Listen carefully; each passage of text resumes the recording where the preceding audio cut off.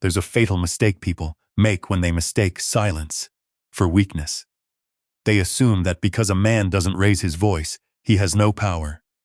They assume that because he wears scuffed steel-toe boots, faded Carhartt jackets, and drives a 12-year-old Ford F-150 with a rattling transmission, he's someone they can walk all over, manipulate, and disrespect without consequence. My name is David Mercer. I am 56 years old. To my mother, Eleanor, and my younger sister, Melissa, I am just a tired, overworked regional manager for a mid-level logistics company. A blue-collar guy who struggles to pay his mortgage, who works grueling 16-hour days, and who is simply too physically and emotionally exhausted to stand up for himself. That is the illusion I allowed them to believe. The truth is something else entirely. Before I entered the corporate logistics industry, I spent 15 years in military intelligence and highly classified private security contracting. I didn't just drive trucks. I orchestrated high-risk extractions in hostile territories, managed heavily armed convoys through war zones, and neutralized threats before they even knew they were in the crosshairs. Today, I own Vanguard Solutions, a multi-million-dollar international logistics and private security firm. I built it from the ground up, turning a two-man operation into an empire. I wear worn-out clothes and keep a low profile because after a lifetime of high-stakes conflict, deafening explosions, and the smell of cordite, I crave absolute peace. I don't want the flashy lifestyle. I don't want the country club memberships or the Italian sports cars. I just want my family, my quiet house in the suburbs of Dayton, Ohio, and my sanity. 9 years ago, I found my sanctuary when I married Emily. She's 15 years younger than me, a former elementary school teacher with a heart so pure it sometimes terrifies me. She sees the good in everyone, constantly trying to fix broken people with endless patience. 3 months ago, she gave birth to our daughter, Sophie. That little girl became the absolute center of my universe. Holding her tiny hand, I thought my days of war were officially over. I thought the battles were behind me, traded in for late-night feedings and lullabies. I was dead wrong. The most insidious enemies don't kick down your front door wearing tactical gear and carrying assault rifles. They knock politely, carry Louis Vuitton suitcases, and call you family. 6 months ago, my mother called me in tears. She claimed her house had severe structural issues, a crumbling foundation, she said, and she desperately needed a place to stay while the non-existent repairs were made. My sister, Melissa, who had been between jobs for 3 years and specialized in complaining about the economy, naturally came with her, but they didn't come alone. Melissa brought her fiancé, Chad. Chad was 32, wore entirely too much expensive cologne, drove a leased BMW he couldn't actually afford, and called himself a crypto entrepreneur. In reality, he was a loudmouth parasite who thought he was the alpha male of every room he walked into. He had perfectly manicured hands that had never seen a day of hard labor, and a smirk that immediately made my knuckles itch. I didn't want them in my house, but Emily, with her endless compassion, convinced me to open our doors. "They're family, David," she had said softly, rocking her pregnant belly on the porch swing I built for her. "We have the space. It's only temporary. We can't let your mother live in a hotel. Temporary. That's the lie parasites use to sink their teeth in before they start draining your lifeblood. Because of my company's rapid international expansion, I had to be on the road frequently, managing complex security escorts and high-value asset transfers across state lines. To my family, I was just out driving a rig, sleeping in cheap motels, struggling to make ends meet. I kept my wealth hidden in secure blind trusts. I paid the bills, bought the groceries, and kept the lights on, while my mother, sister, and her arrogant fiancé treated my home like an all-inclusive luxury resort. I thought Emily was handling it. She always smiled when we FaceTimed late at night. She always told me everything was perfectly fine, that everyone was getting along, that Sophie was an angel. But a trained intelligence operative knows that when someone is trying too hard to assure you they are fine, they are usually drowning in deep water. I was 5 days into a massive, highly classified operation in Indianapolis, coordinating the secure transport of government tech assets. It was a high-stress environment, requiring my absolute, undivided focus. I was sitting in a sterile underground command center, surrounded by encrypted monitors, satellite feeds, and constant radio chatter, when my personal burner phone violently vibrated against the metal desk. Only one person on the face of the earth had that encrypted number. Emily. I picked it up immediately, my heart hammering against my ribs. The text message on the screen was exactly 6 words long. The blue hydrangeas need watering today. My blood ran cold. The noise of the command center instantly faded into a dull, distant hum. Years ago, when we first started dating, one of my former security rivals had tried to intimidate Emily to get to me. I handled the threat permanently, but the incident made me realize my past could endanger her. So, I taught her a secret distress code, a seemingly innocent phrase she could use if she was ever in physical or severe psychological danger, surrounded by hostiles, and couldn't speak freely. We chose hydrangeas because we don't have hydrangeas. We have a garden full of red roses. The blue hydrangeas need watering. It meant, I am cornered. I am breaking. I need extraction now. I didn't ask questions. I didn't reply to the text. I stood up, pushing my chair back with a harsh scrape, turned to my second-in-command, a heavily scarred combat veteran named Marcus, and tossed him my encrypted security badge. You have the con, Marcus. I'm going black. Marcus didn't blink. Understood, boss. We'll hold the line. I left the secure facility at a dead sprint, drove straight to the private airfield, where my company kept a Gulfstream G550 jet on standby with the engines warm, and ordered the pilot to get me to Dayton, Ohio, pushing the engines to the red line. The flight took less than 40 minutes.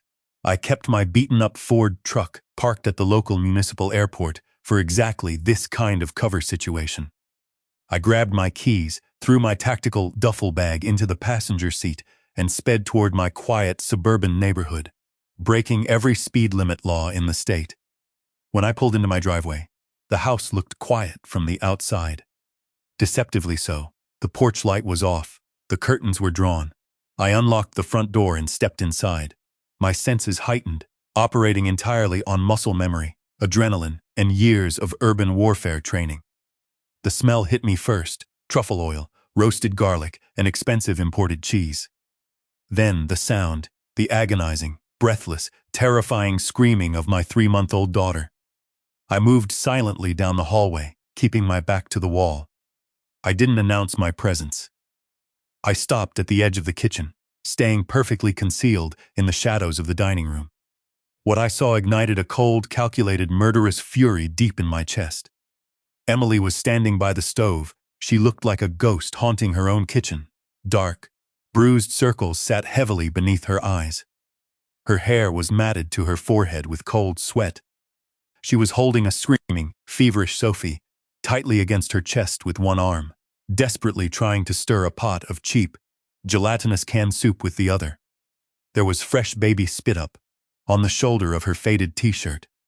She was visibly trembling, swaying slightly on her feet, on the verge of total, catastrophic physical collapse. 10 feet away, in the adjoining open-concept living room, my mother, Melissa, and Chad were lounging comfortably on my expensive leather sectional sofa. They were drinking a bottle of my reserved scotch, the Macallan 25 I kept hidden in the back of a locked cabinet. Several empty boxes of premium artisanal pizza, ordered via an expensive delivery app, sat open on the mahogany coffee table.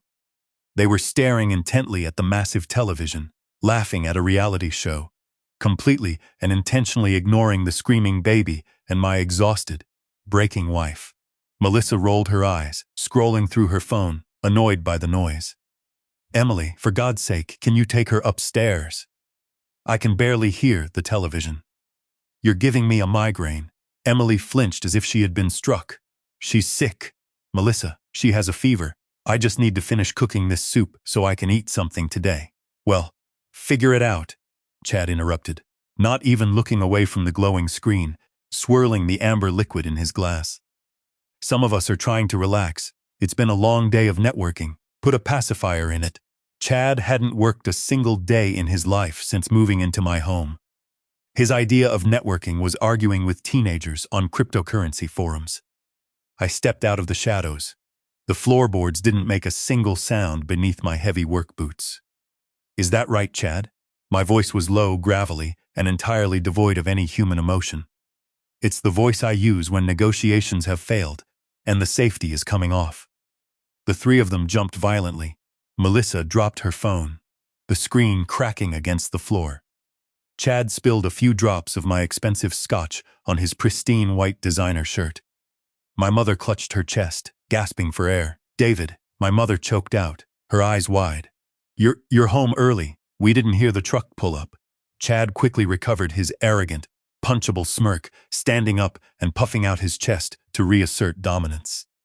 "Hey, Dave, good timing, man. While you're up, grab me a cold one from the fridge, will you? And tell your wife to quiet the kid down. It's killing the vibe."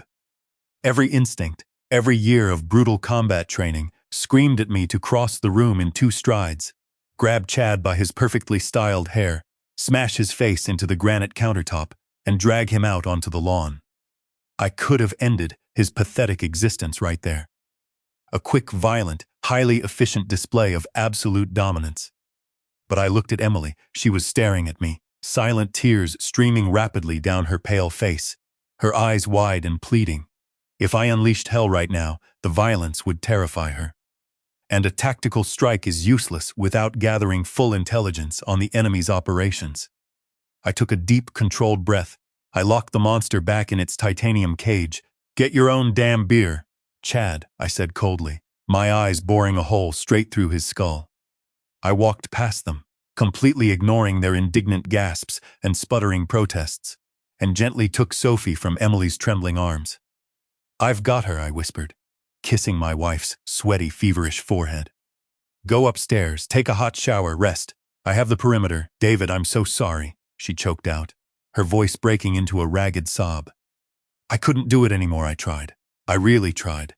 "You don't ever apologize," I said firmly, glaring over my shoulder at the 3 parasites sitting frozen on my couch. "Not to me, not to them, not ever again." I spent the next 2 grueling hours in the dimly lit nursery, pacing the floor, humming an old, rhythmic military marching cadence until Sophie's fever finally broke, and she drifted into a deep, exhausted sleep in her crib. Emily had collapsed on our bed, out cold before her head even hit the pillow, her body finally surrendering to the exhaustion she had been fighting for months. The sheer level of psychological damage they had inflicted on her made me physically sick to my stomach. At midnight, the house was dead silent. My mother, Melissa, and Chad had retreated to their stolen bedrooms, shutting their doors against the tension I had brought home. I left the master suite, moving like a ghost, and went down to the basement. To my family, the basement was just a dark, dusty storage area filled with old cardboard boxes, holiday decorations, and a broken washing machine. But behind a heavy, reinforced steel shelving unit was a hidden biometric scanner. I pressed my right thumb against the glass panel. A faint green laser scanned my print. The internal mechanisms whirred, and the shelving unit clicked, swinging open smoothly on silent, industrial hinges. I stepped into my secret room. This was my true command center, heavily soundproofed, climate-controlled, lined with humming server racks and multi-screen high-definition workstation arrays. From this room, I monitored my company's global assets and high-risk field operatives. But tonight, I wasn't looking at corporate logistics or satellite imagery of foreign convoys. I was looking at my own home, months ago, when packages started mysteriously disappearing from our front porch. I told Emily I was installing a few cheap, basic security cameras to deter thieves. What I actually installed was a comprehensive network of covert, military-grade 4K surveillance cameras, equipped with night vision and high-fidelity audio receivers. Every room in the house, except the private bathrooms and bedrooms, was constantly monitored and recorded to a secure local server. I sat down in the ergonomic leather chair, bathed in the blue glow of the monitors, cracked my knuckles, and started pulling up the encrypted footage from the last 30 days. What I saw over the next 4 hours systematically destroyed any remaining shred of familial love I had left for my blood relatives. I watched my family execute a calculated, psychological siege on my wife. It wasn't just laziness, it was targeted cruelty. I watched Melissa routinely leave her dirty, sweaty gym laundry directly outside our bedroom door, yelling for Emily to wash it immediately because she had an important networking meeting, which the GPS logs later revealed was actually a 4-hour trip to a luxury nail salon. I watched my mother sit comfortably at the kitchen table, casually sipping expensive herbal tea, while Emily struggled to mop the floor with a crying baby strapped tightly to her chest. "You know, Emily," my mother's voice hissed perfectly through the high-fidelity speakers, toxic and laced with fake concern. "When I had David, I bounced back to my college weight in 3 weeks. You're still carrying so much baby weight. Are you sure you're eating right? It's no wonder David is always on the road driving those awful trucks. A man likes a wife who takes care of herself, dear. You don't want his eye to wander." I watched the footage of Emily freezing in place, her face crumbling in absolute devastation, before she silently wiped a tear away with the back of her hand and kept furiously mopping the floor. My jaw locked so hard I thought my teeth would shatter. Then came the footage of Chad. The clips of Chad made my blood boil to the absolute point of violence. I watched him corner Emily in the kitchen while she was making formula bottles. He leaned uncomfortably close, invading her personal space, boxing her in against the granite counter so she couldn't move.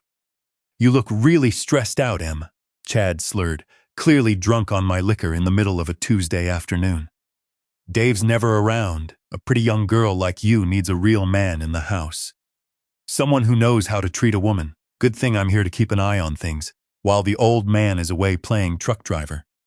Emily shoved past him, her eyes wide with terror, running frantically up the stairs. Chad just laughed a greasy, ugly laugh, pouring himself another massive glass of my scotch. If I had seen that happen in real time, Chad would be eating all of his meals through a surgical straw for the rest of his natural life. But the psychological torment and sexual harassment wasn't their only crime. I pulled up the financial logs. I had given Melissa a backup credit card with a strict, explicitly stated warning: emergencies only. Groceries, diapers, or gas if Emily was stuck and needed immediate help. I intentionally linked it to a low-tier account with a $10,000 limit, thinking it was a safe, controlled buffer. I opened the encrypted bank statements. The account was utterly drained, maxed out to the final cent. I cross-referenced the financial charges with the time-stamped camera footage. Melissa and Chad were using the card to fund a phantom luxury lifestyle. $500 dinners at prime steakhouses, designer handbags purchased online, thousands of dollars transferred via cash apps to sketchy, untraceable crypto exchanges under Chad's name. They were literally bleeding my family dry financially while treating my wife like an unpaid, indentured servant.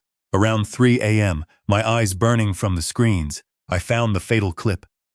The smoking gun.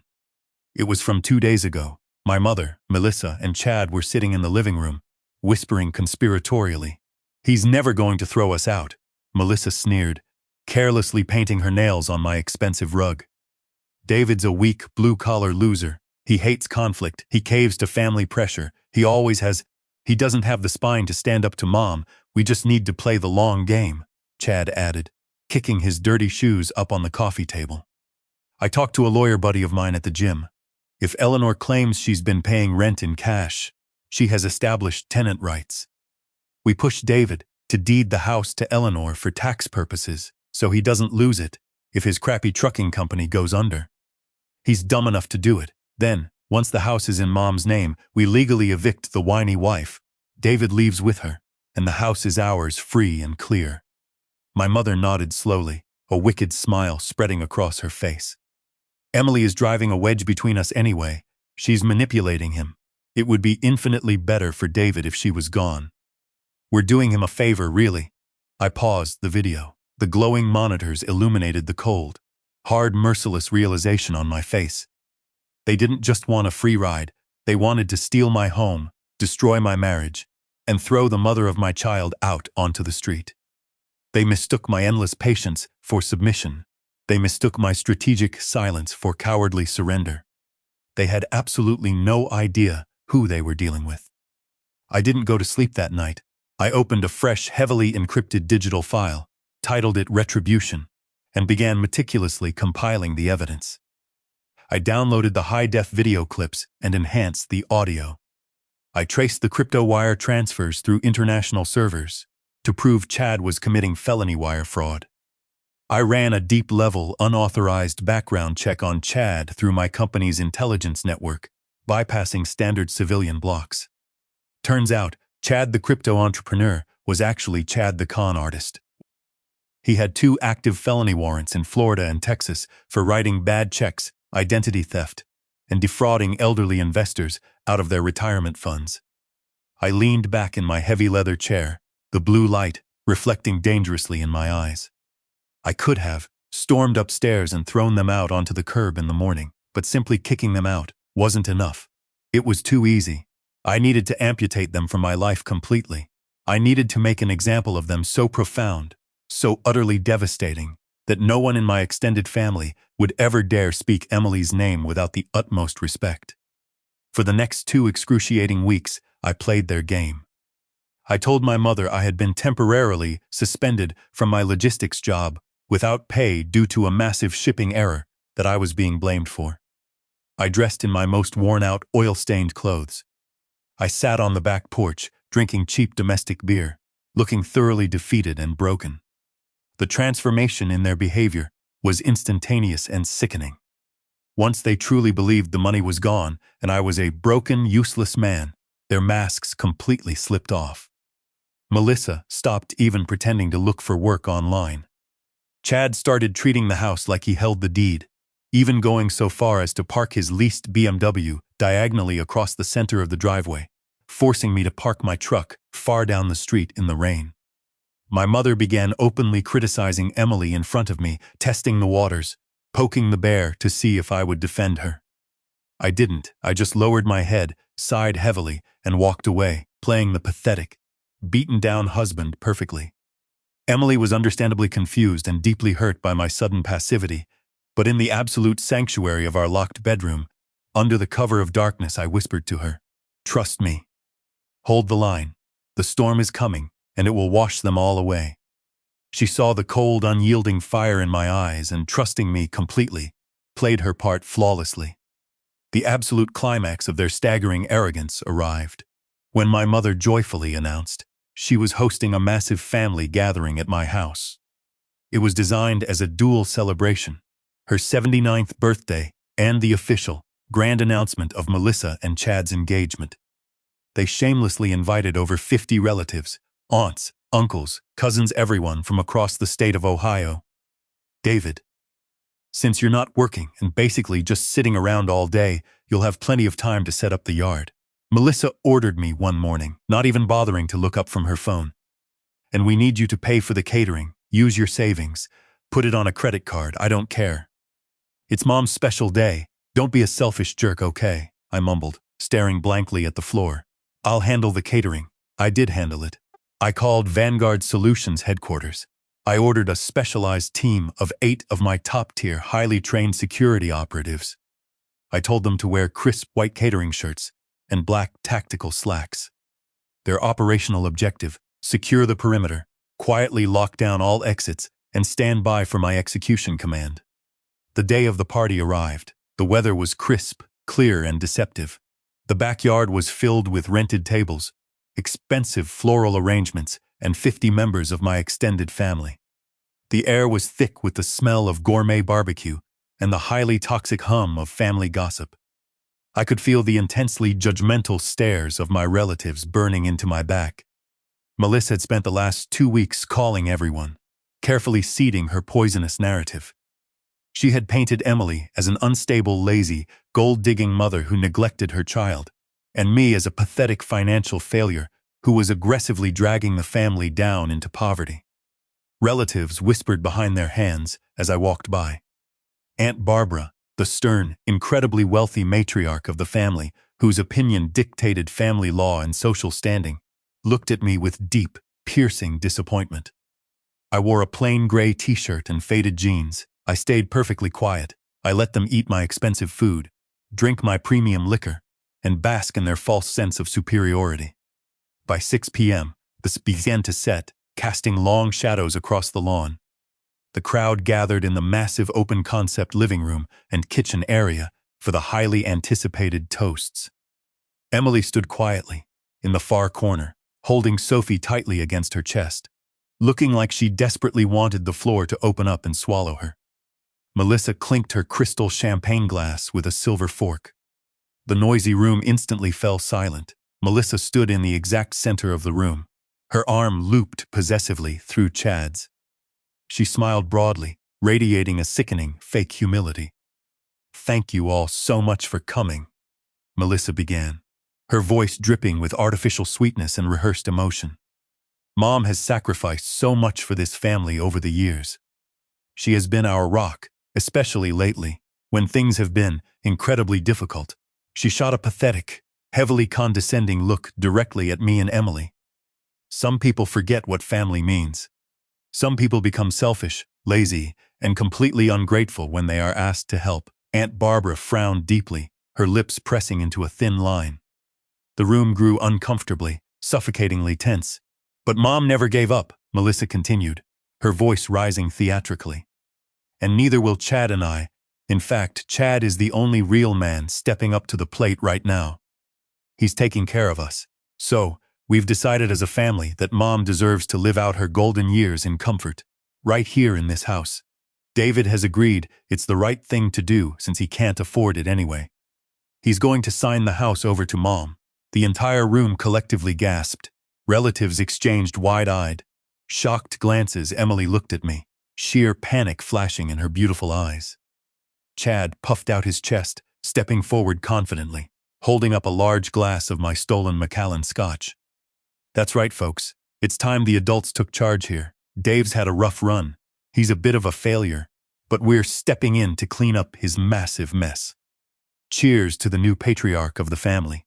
A few highly confused relatives awkwardly and politely raised their glasses. I looked at Emily.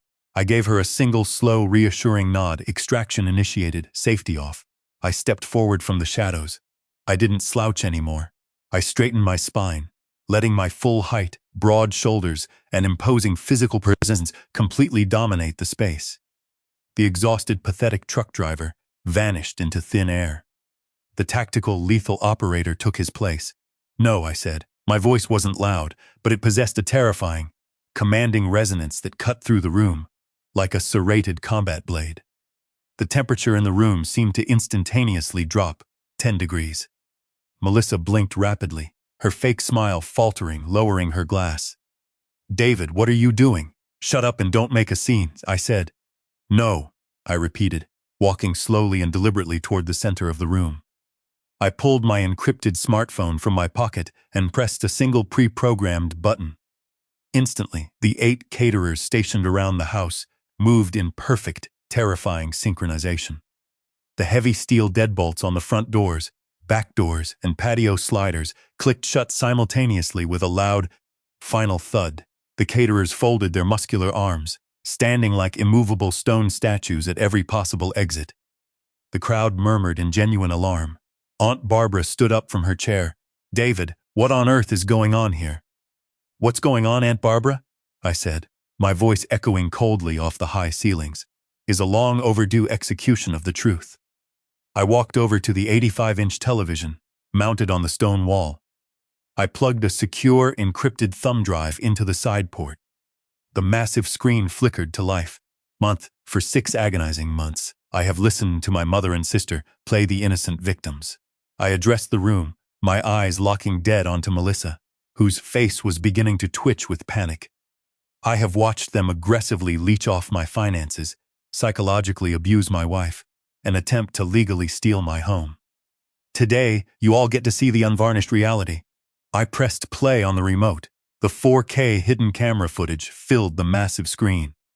The audio was crystal clear, booming through the surround sound system. The first clip played. It was Melissa, screaming at Emily to clean up her spilled red wine, calling her a lazy, useless cow, while Emily frantically held a crying Sophie. The entire room of 50 relatives gasped in unison. Melissa's face drained of all color, turning an ashen white. That's totally out of context." Melissa stammered wildly, stepping back and bumping into Chad. I pressed the remote again. The next clip played. It was my mother, Eleanor, telling Emily that she was a terrible, incompetent mother, and that David would eventually leave her for a woman who knew how to keep a tight figure. Aunt Barbara looked at Eleanor, her eyes wide with absolute, unadulterated disgust. Eleanor, my God, you didn't. Eleanor opened her mouth like a suffocating fish, but no words came out. She was hyperventilating, her hands shaking uncontrollably, realizing her carefully constructed, decades-long facade of the sweet matriarch was disintegrating into dust in front of the entire bloodline. I didn't stop to let them breathe. I switched the screen to a high-resolution, itemized financial spreadsheet. This is the emergency credit card I generously gave my sister to buy groceries, I announced, my voice booming with undeniable authority. $32,000, spent in 4 months, designer clothes, 5-star restaurants, and massive illegal wire transfers to offshore crypto exchanges. I advanced the slide. A stark, uncompromising police mugshot of Chad appeared on the screen, alongside official, stamped police documents. And this, I pointed a finger at the screen, staring a hole through Chad. Is Chad a wanted, fugitive felon with active warrants in 2 states for wire fraud and defrauding elderly investors out of their life savings? The man who claims he is stepping up to run my house. The room erupted into absolute chaos. Relatives were shouting angrily. Aunt Barbara looked like she was going to faint, clutching her pearl necklace. Chad's face turned a violent crimson with explosive rage. The public humiliation utterly broke his fragile ego. He dropped his glass, shattering it completely on the hardwood floor, and charged blindly at me with a primal yell. "You son of a bitch!" Chad roared, swinging a wild, uncoordinated, heavily telegraphed right hook aimed directly at my jaw. One fatal mistake, time slowed down to a crawl, to a highly trained, combat-hardened operator. A telegraphed punch from a drunken, out-of-shape amateur moves in slow motion. I didn't step back. I stepped aggressively into his guard. I casually parried his sloppy swing with my left forearm, rotated my hips with explosive torque, and unleashed hell. I punched him in the face with a devastating, perfectly calculated right cross. The sickening crunch of his nose, completely shattering, echoed like a gunshot over the screaming crowd. Chad's eyes rolled back into his head before his knees even buckled. He collapsed in a lifeless heap, completely unconscious, dark blood pooling rapidly on my pristine rug. The entire house was left speechless. Total, suffocating, terrifying silence fell instantly over the 50 people in the room. They stared at me, trembling, realizing that the quiet, tired man standing before them was actually a highly lethal stranger capable of extreme violence. I adjusted my shirt cuffs, perfectly calm, my heart rate barely elevated. I didn't even breathe heavily. "Marcus!" I called out into the dead silence. One of the massive caterers stepped forward, pulling a coiled earpiece from his collar. "Sir? The local police are waiting at the end of the block. I called them 20 minutes ago. Let them in to collect the trash." Marcus nodded sharply, unlocking the heavy front door. 2 uniformed police officers stepped inside immediately, handcuffs already drawn. They dragged Chad's limp, bleeding, unconscious body out of my house without asking a single question. I turned my cold, dead attention back to Melissa and my mother. They were huddled together in the corner, trembling, violently, like cornered rats facing a predator. Let me make something absolutely, unequivocally clear to every single person in this room, I said, my voice cold, absolute, and vibrating with power. I am not a struggling broke truck driver. I am the founder and CEO of Vanguard Solutions. I own a multinational security and logistics firm. I own this house outright in an impenetrable secure trust. And I own the very ground you are currently standing on. I took a slow, deliberate step toward Melissa. She flinched violently, shrinking back against the wall, tears ruining her expensive makeup. You mistook my patience for submission. You mistook my silence for weakness, I growled, looking down at her with absolute disgust. You psychologically abused the woman I love. You willfully endangered the health of my child. You tried to steal what is rightfully mine. I slowly turned my gaze to my mother. She couldn't meet my eyes. She was staring blankly at the floor, weeping in absolute irreversible ruin. You have exactly 24 hours to pack your belongings and leave this property, I commanded, my voice offering zero room for negotiation. If you are not gone by this time tomorrow, my private security team will forcibly, physically remove you and throw your belongings into the street. And I will immediately press felony theft charges for the $32,000 you stole. Do not ever attempt to contact me, my wife, or my daughter again. Aunt Barbara stepped forward from the crowd, her face pale but resolute. She looked directly at Eleanor, shaking her head slowly. You are an absolute disgrace to this family, Eleanor. Don't you ever dare call my house again. You are dead to me. One by one, the relatives turned their backs in disgust on my mother and sister. They filed silently out the front door in a stunned, orderly line, offering quiet, respectful nods of deep apology to me, and whispered tearful apologies to Emily as they passed. Within 15 minutes, the massive house was completely empty, save for my highly efficient caterers cleaning up the mess and the three of us. I walked slowly over to the quiet corner where Emily was standing. She was clutching Sophie tightly, silent tears streaming steadily down her face. But they weren't tears of fear or sadness. They were tears of profound, overwhelming, soul-deep relief. I wrapped my large arms around both of them, burying my face in the soft scent of my wife's hair, letting the combat operator fade away and the husband return. It's over, I whispered into her ear, my voice finally softening. The perimeter is secure. They can never hurt you again. Emily rested her head heavily against my chest, listening to the steady, calm rhythm of my heart. Thank you, she breathed softly. The next morning, precisely by 10 a.m., my mother and Melissa were gone. They packed their excessive bags in terrified, hurried silence, constantly and closely watched by two of my imposing, armed security operatives standing silently in the hallway. They didn't say a word. They didn't say goodbye. They just scurried out the front door like frightened pests, getting into a cheap, heavily dented rideshare car, their grand, malicious plans of stealing an empire completely reduced to a few heavy suitcases of clothes they couldn't even afford to pay for. Chad was quickly extradited to Florida to face federal fraud charges. Using my corporate resources, I made absolutely sure to send a highly comprehensive, incredibly detailed file of his illegal activities in Ohio to the prosecuting attorney, personally guaranteeing he wouldn't see the outside of a concrete cell for a very, very long time. The house felt entirely different after they left. The oppressive, suffocating, toxic tension that had poisoned the air for 6 months was instantly gone, completely replaced by the comforting smell of fresh coffee and the soft, incredibly happy sounds of my daughter playing on her colorful mat in the living room. Emily started sleeping through the entire night again. The dark, bruising circles vanished entirely from her beautiful eyes. The vibrant, brilliant, fiercely loving woman I married returned to me, stronger and more resilient than before. We didn't talk much about the explosive events at the party. We simply didn't need to. The infection had been surgically and aggressively removed, and the deep healing process had finally begun. Some people might hear this story and say I went entirely too far. They might say that family is family, that blood is thicker than water, and that you should always find a way to forgive, forget, and turn the other cheek. But my brutal years in the intelligence field taught me a very harsh, undeniable truth.